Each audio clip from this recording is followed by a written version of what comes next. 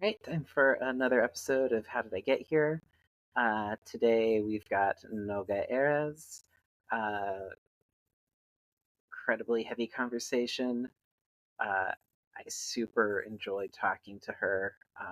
Record comes out. The record is called The Vandalist. It is on its way to you September 20th. Uh, so far, one of my favorite records of the year. And yes, I have heard it. Um, because that happens sometimes. But yeah, uh, we talk a lot about uh, being a major label artist from a country at war, which is intense. We also talk about working with Missy Elliott, which is way less intense and really cool. Anywho, before we dig into the conversation, here is a snippet from her song Godmother, which is the latest single off The Vandalist. Oh, once again, God, such a good record. Um, and don't just take my word for it. Uh, Listen to the song, then listen to our chat, then pre order it.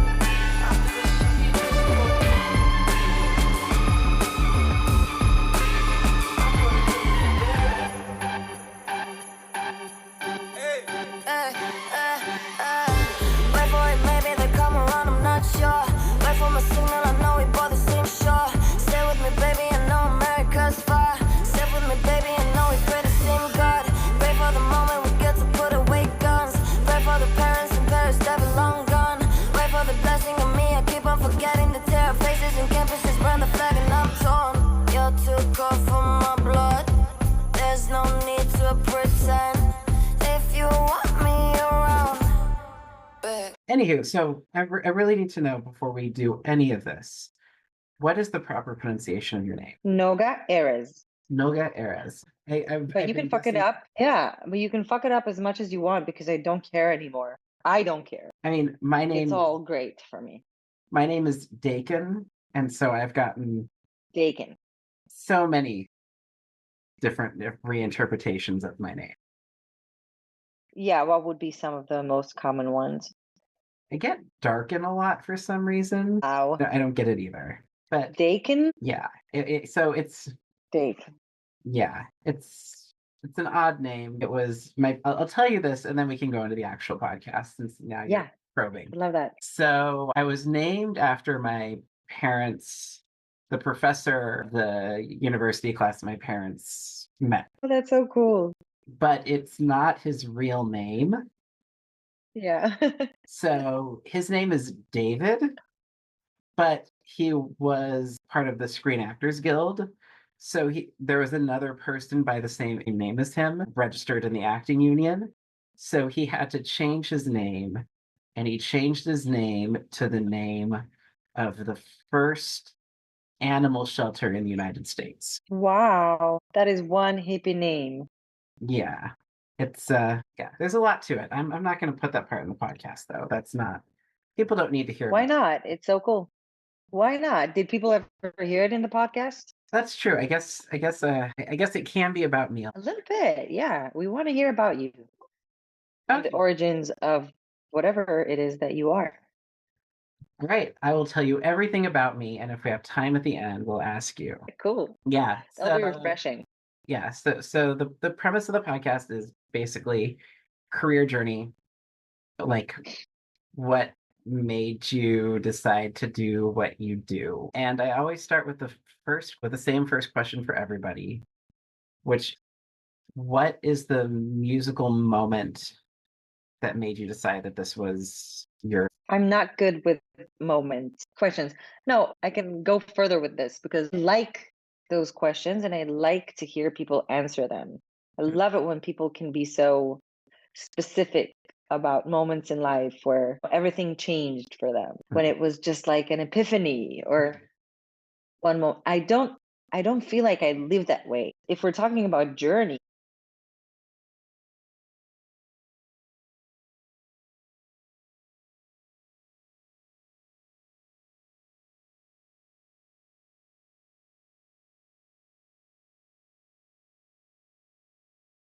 I want to do it.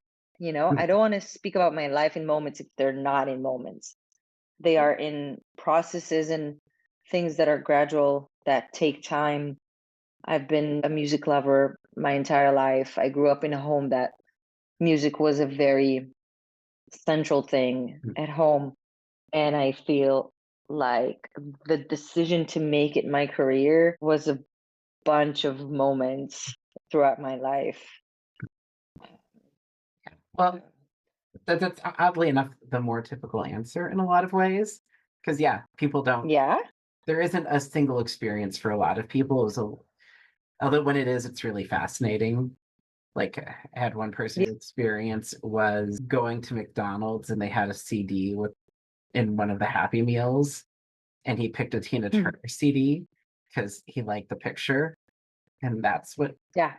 But nonetheless, so yeah, what was music like in your household growing up? Like, what did your family listen to? What did you click with what they gave you growing up?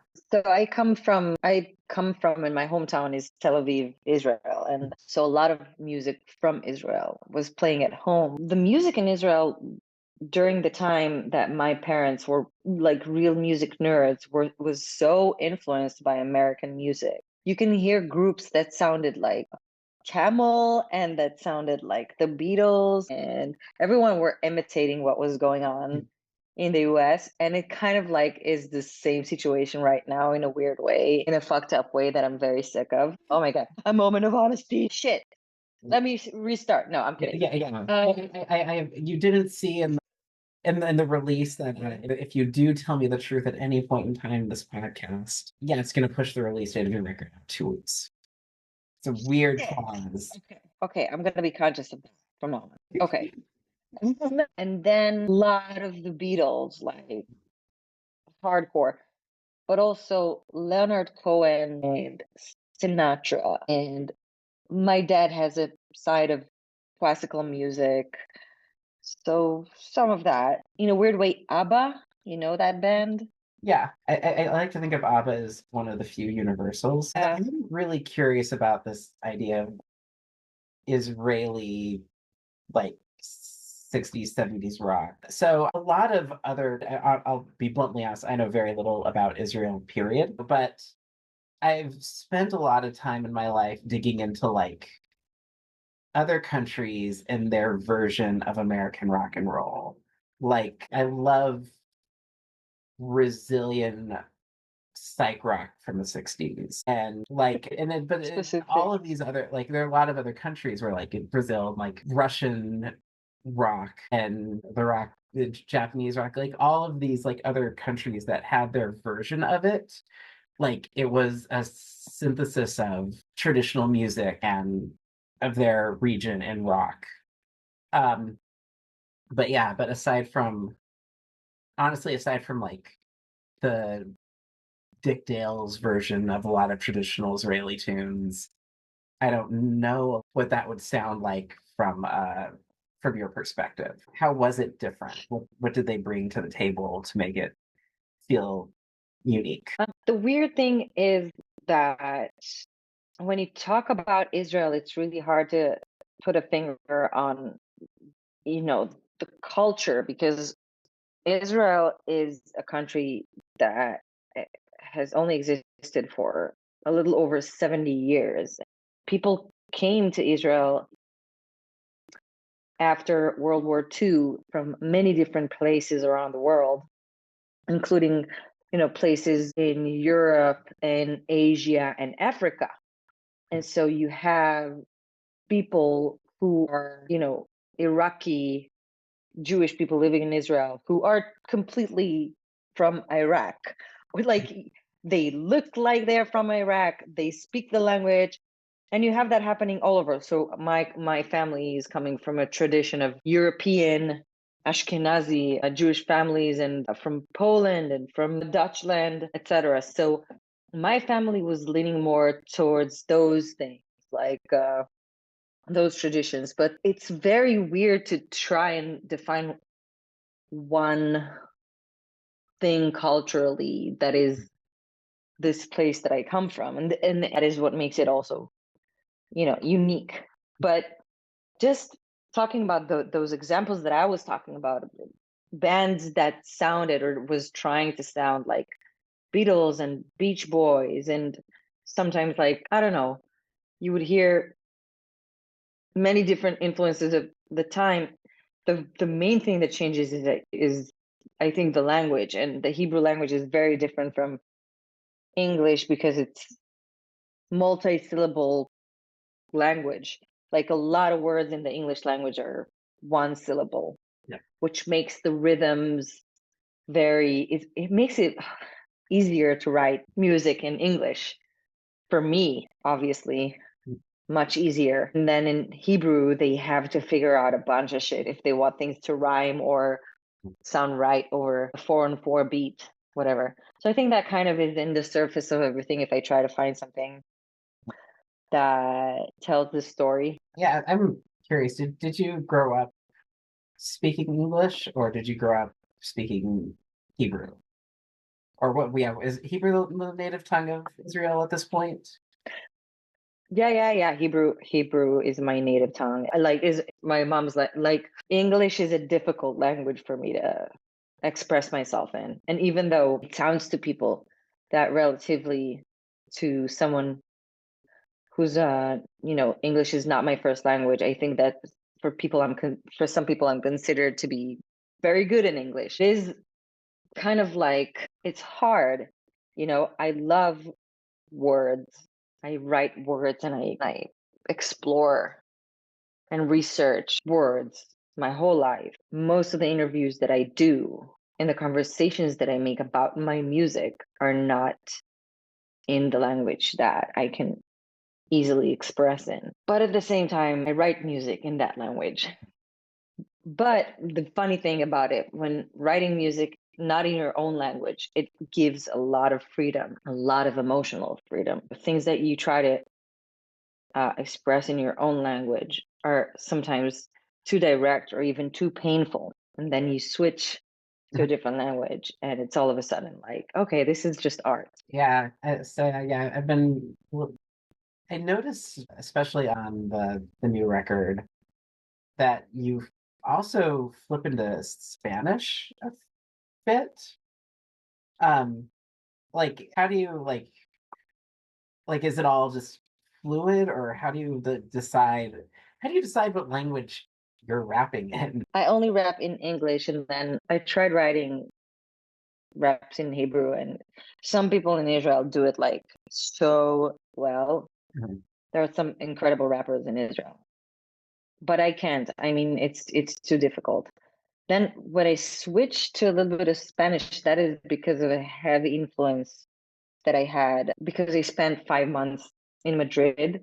Mhm. Me and my partner and the producer of the album, Ori Russo, went to Madrid to the studio that we found and spent 5 months in Madrid just when we started writing The Vandalist. And I don't know, I wanted to learn the language so much, and I was doing Duolingo lessons every day, etc., and I fucked it up. So like I couldn't figure it out. It was like my brain had no capacity to learn anything during that time. And but still, yeah, I just wanted to leave some kind of a hint or something that would say I was here in Madrid.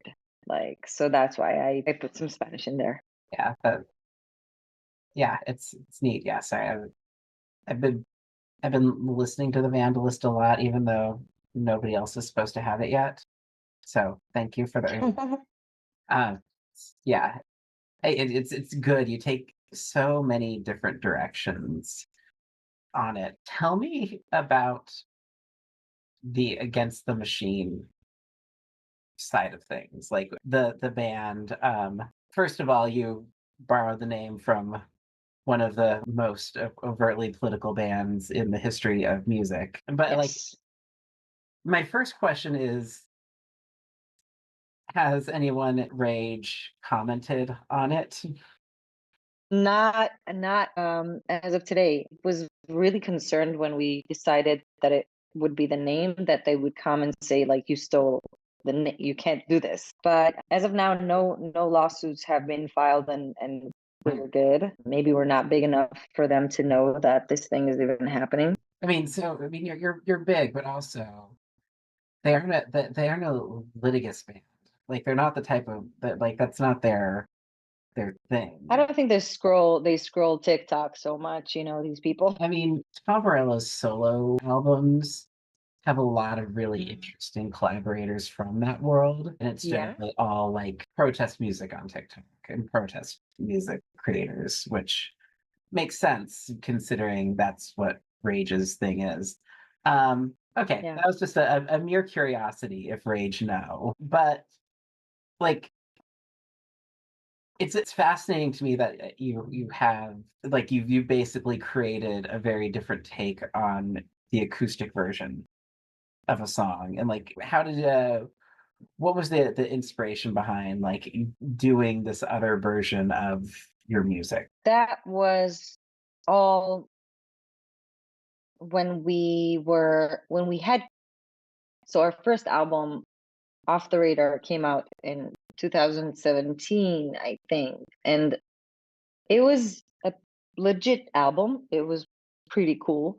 But then when we had kids, we didn't have kids. We had the album Kids, our second studio album. That was a weird one. So Thanks for the clarification. when we yeah, I mean it's like giving birth or whatever Yeah. the fuck people like to say. When we finalized this record, we were like, okay, this record is much better than the previous one. It's just like so many levels better than the first one. And we were so proud of it and of the songs that it had inside. And we felt like we didn't want some people to be distracted by the production. We just wanted people to be able to listen to the song.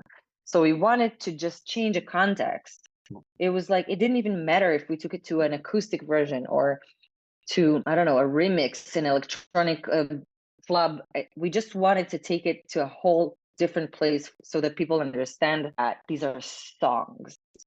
And then we made some rules because we had to limit how we will do it. So the rules were you cannot talk about Fight Club. No, I'm kidding. The rules were we're not going to use computers or computer generated instruments. We're not gonna use any effects coming from digital gear. It's all gonna be old school. And that is where Against the Machine came from. It's just like we're gonna do this without this beautiful machine that helps us make music, but we can do without it. That's the approach. That's beautiful. Have you toured Against the Machine yet? Like done a I full wish. No, we did one show, a big show, arena show in Tel Aviv, and we had a section that was Against the Machine, but touring with this band is very expensive and impossible for us.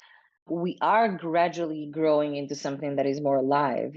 Both me and Ori are fans of live music, of music played by real people with souls, and by the little things that happen when you have humans playing the music.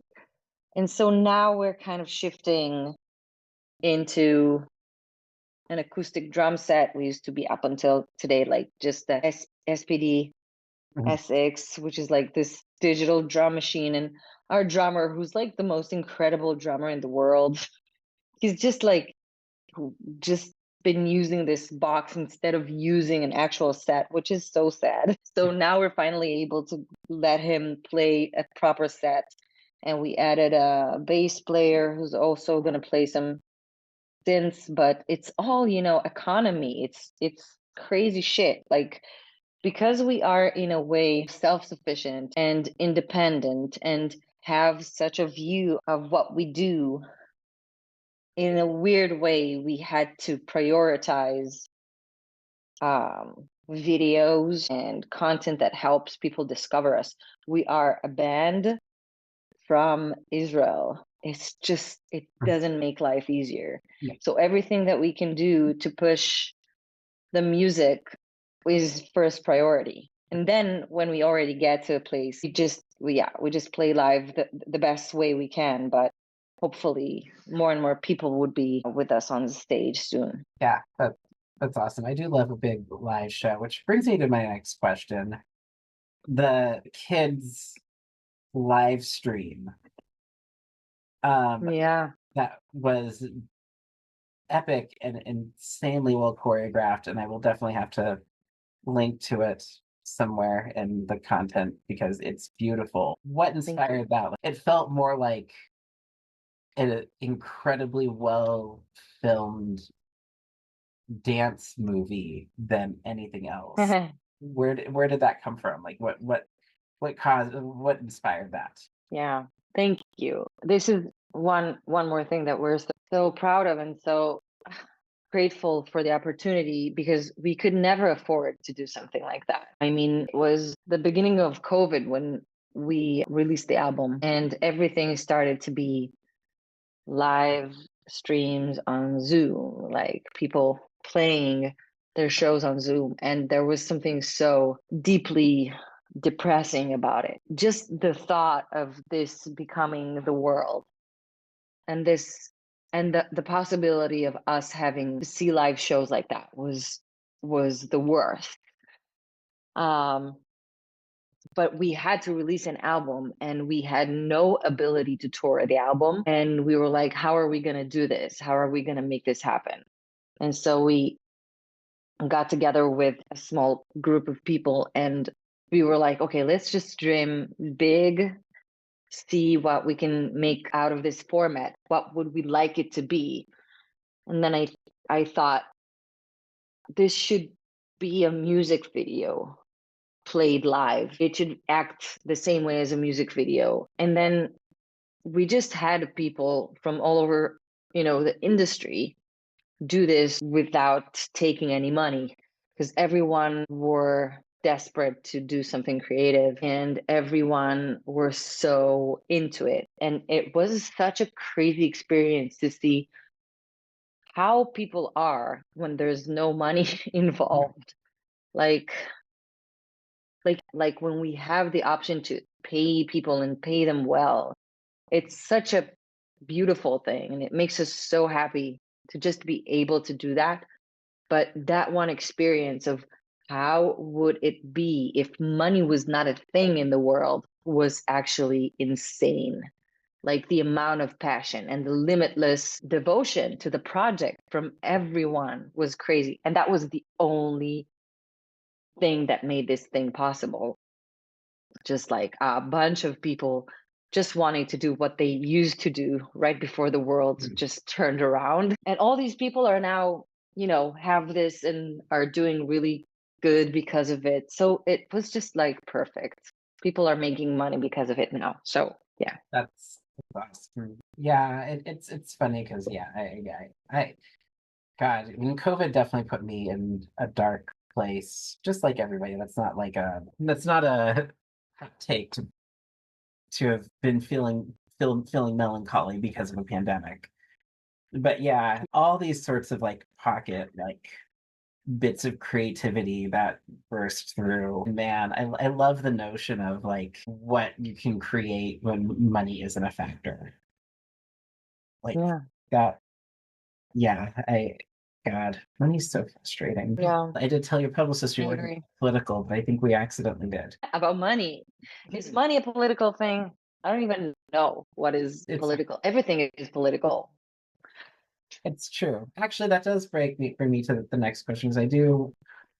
So I really like the record. There's one song that does leave me feeling a little, I don't know how I feel about this. And tell me about PC People. PC people. I don't Yeah. like it's just it. I mean, again, discomfort is an important part of art, and the fact that it did make me feel Yeah. a little uncomfortable is a good thing.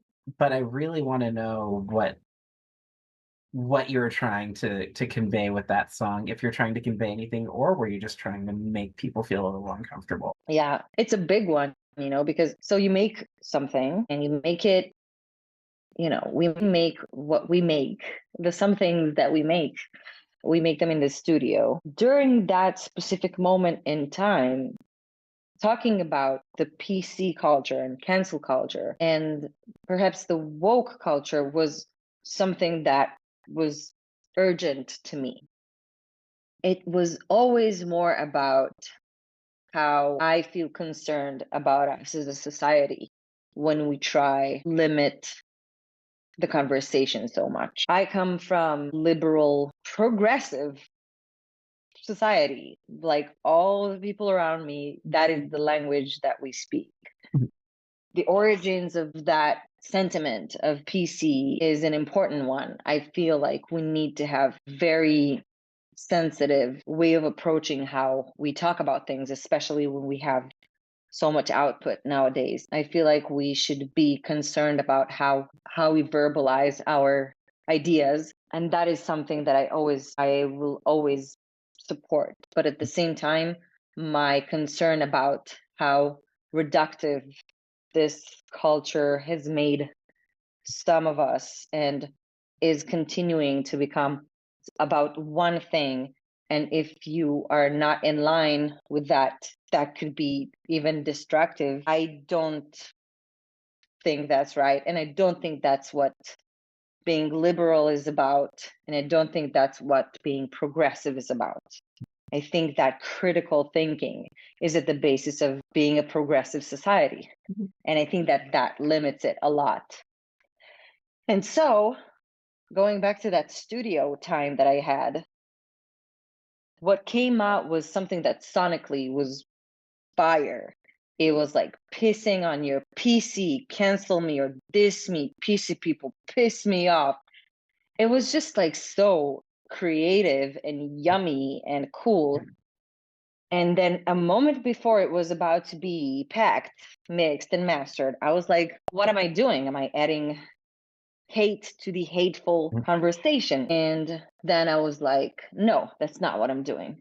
I'm never gonna add any hate to the conversation because this is not a hateful song. The intentions behind the songs are to make us better as a culture, and kind of debate that this could provoke is the type of debate that I feel we're missing as a society. Yeah, I, I like that explanation. Yeah, yeah, it's funny. I like there's a concept that rolled in my head as you were talking. That's the difference between sensitivity and censorship.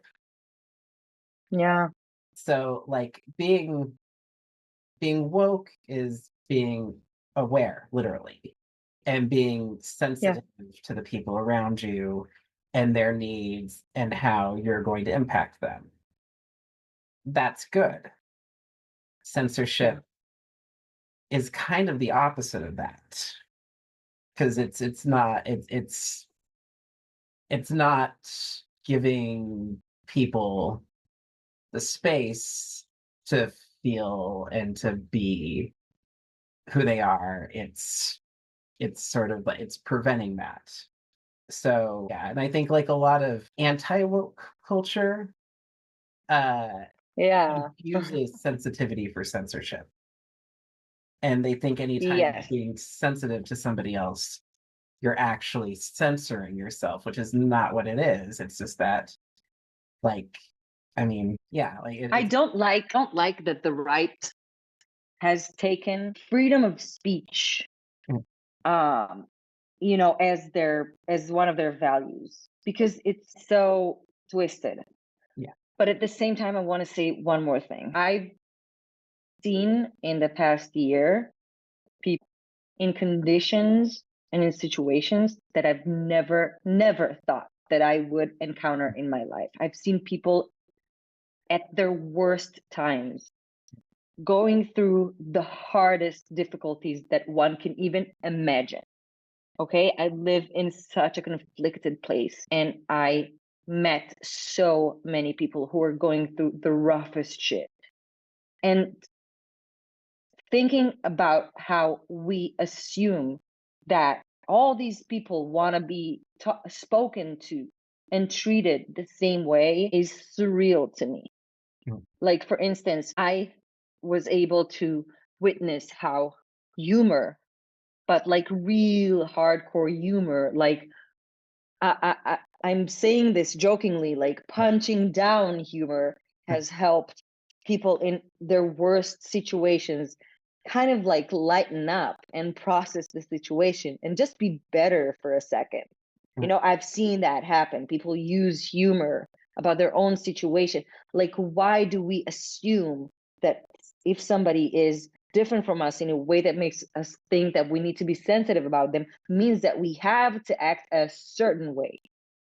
It's just like, so it's just reducing the world into something so shallow, and that is insensitive in my opinion. And I think that we should just, you know, let the concept of things can be complex, just just let it be. You know, it's way more than this word or that expression. I agree with you. Also, yeah, that little bit's gonna be one of those things that I like snip out for the end of the year reel, or just to hear. um, because yeah, Yeah. yeah. Again, not to dig into heavy stuff, but yeah, like things are very complicated, and Yeah. I'm everybody deserves the space to be themselves, and the only thing that I don't believe in is people taking away that space from other people. People that believe that Oh yeah. their existence is their existence and their needs like negate other people's needs. I don't like that. I agree. And I I agree. that's the hardest thing in the world right now with every conflict going on is that there's a belief that your needs make it so I don't get my needs, which is just not the way it should be. And it's not the way it is. Yeah, I just don't believe that's right. no. I don't believe that in order for me to get what I need or what I want, you have to be fucked. This is such a crazy way to view the world. But some politicians want us to think that way. And we, like, all across the board, need to stop listening to them when they try to tell this to us. Like, some politicians take the route of nurturing that narrative, and it's just false. I've seen it happen in my life so many times, and I honestly don't have any examples, you know, on where my well-being had to take away from someone else. I mean, I feel like so many people would just like want to contradict that because of where I'm from. But at the same time, that is how optimistic and hopeful I am. I don't think that it should be either or. I think that all of our needs and wants and beliefs could coexist if we give them enough attention and sensitivity and we actually listen to each other. But I'm just another hippie, you know? I mean, you are using a reusable cup. Yes, Uh, glass. It's glass. I know. It's even recyclable and reusable. Come on. Yeah. Gosh. Man, we are running out of time so fast, and I feel like I agree. we just sort of got started on something beautiful. And yeah, you're the main reason I want to do this because your music is fantastic, and like I like there's an energy in it and worldliness and an empathy that like I just kind of knew that like there's something awesome in your brain that was ready to come out, and it came out. Mhm. I do feel like I would get reprimanded by many friends of mine if I don't ask you just about one other thing. You talked about being unsure about whether or not Rage Against the Machine are aware of you. but you Yeah, indeed get tapped in to work with possibly the most important person in the universe, Missy Elliott. I agree that she is the most important human. Yeah. How did she find you? How did you get make your presence known to her? Because that's like, Yeah, a good friend of hers was at a show of mine in New York. She's a big music executive, and she played her song of mine from Kids called End of the Road. And we got an email saying, Missy wants to be featured on a remix of End of the Road. And yeah, I'm not going to even try to describe what it was for me. And still, I mean, up until today, I have a song with her, and I don't know if I truly understand it. I have no way of grasping this weird reality and this very weird loop in time. It's like universes have collapsed into this. It's so odd.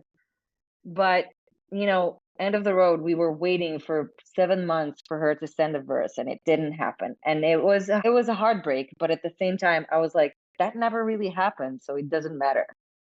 Um, and then we released my song Nails, and I think like 1 month after it was released, we were touring the US.